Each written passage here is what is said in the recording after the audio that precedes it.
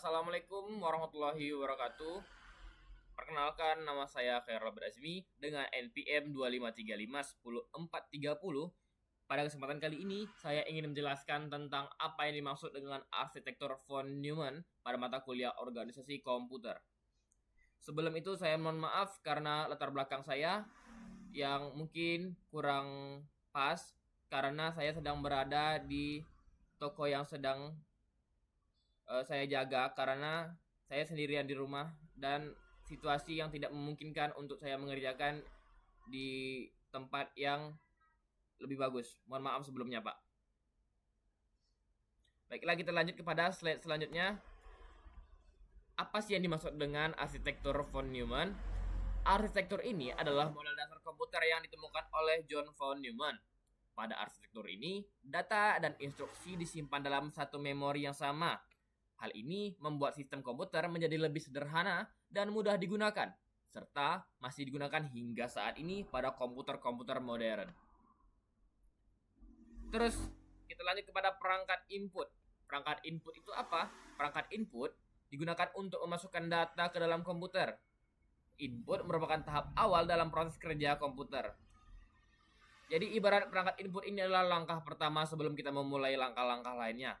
Contohnya seperti apa? Contoh pada perangkat input ini adalah pada keyboard dan mouse. Lalu yang kedua adalah main memory atau bisa disebut dengan memori utama.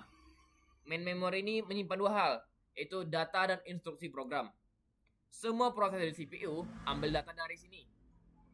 Terus main memory atau memori utama berfungsi sebagai tempat menyimpan data dan instruksi program. Semua proses yang dilakukan oleh CPU akan mengambil data dari memori ini. Jadi, memori ini sangat penting karena menjadi sumber data utama saat komputer akan bekerja. Kita lanjut kepada bagian Central Processing Unit atau biasa kita sebut dengan CPU. CPU adalah otak dari komputer. CPU bertugas mengolah semua data dan menjalankan instruksi program. Di dalam CPU terdapat dua bagian, yaitu ALU dan Control Unit. Apa sih yang dimaksud dengan ALU atau Arithmetic and Logic Unit? ALU adalah bagian dari CPU yang berfungsi untuk melakukan perhitungan dan operasi logika. Contohnya seperti penjumlahan, pengurangan, serta operasi logika seperti AND dan OR. Jadi, ALU ini menghitung semua proses perhitungan. Lalu, apa saja sih bagian-bagian pada ALU? Bagian dalamnya itu terdapat ada akumulator atau bisa disebut dengan AC, yaitu berfungsi menyimpan hasil sementara perhitungan. Terus ada multiplier question atau M-key digunakan saat operasi perkalian dan pembagian. Terus ada arithmetic and logic circuit, yaitu tempat proses hitung, tambah, kurang, dan lain-lain.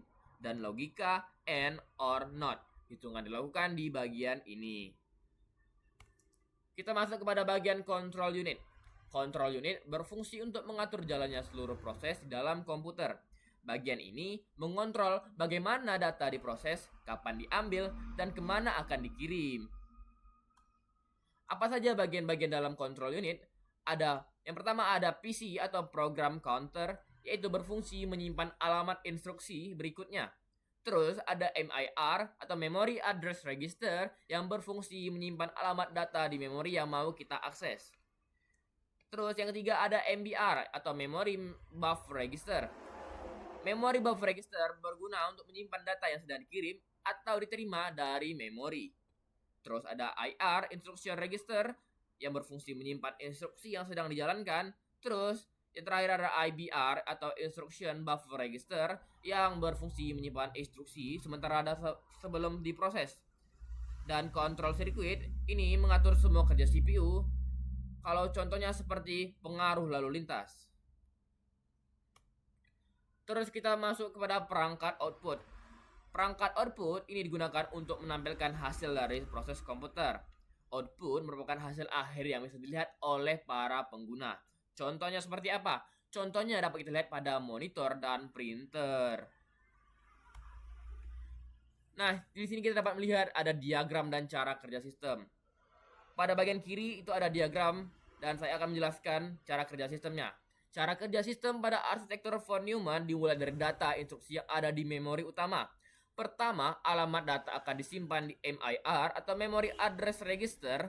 Kemudian data tersebut diambil dan disimpan sementara di MBR atau Memory Buffer Register. Setelah itu, instruksi akan diproses oleh CPU, khususnya di bagian ALU, untuk melakukan perhitungan atau operasi logika. Selama proses ini, kontrol unit akan mengatur jalannya instruksi agar berjalan dengan benar. Terakhir, hasil dari proses tersebut akan disimpan kembali ke memori atau dikirim ke perangkat output seperti monitor. Kelebihan dari arsitektur von Neumann adalah sistemnya yang sederhana, mudah dipahami, fleksibel, dan menjalankan berbagai program. Oleh karena itu, arsitektur ini masih banyak digunakan hingga sekarang.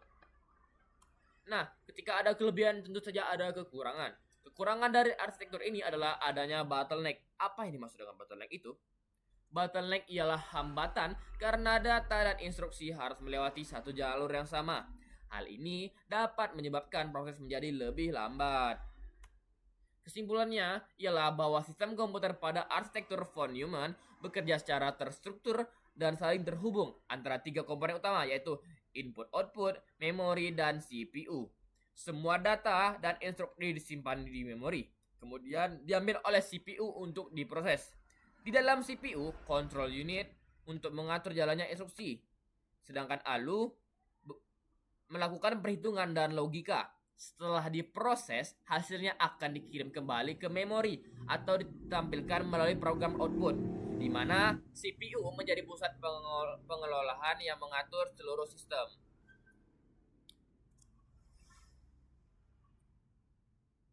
Baiklah, terima kasih. Saya ucapkan mungkin cukup sekian presentasi saya atau penjelasan saya pada hari ini atau pada pertemuan kali ini. Jika banyak salah kata atau kekurangan yang saya lakukan pada penjelasan saya mohon maaf sebesar-besarnya. Maka dari itu saya tutup dengan wabillahi taufik wal hidayah. Wassalamualaikum warahmatullahi wabarakatuh.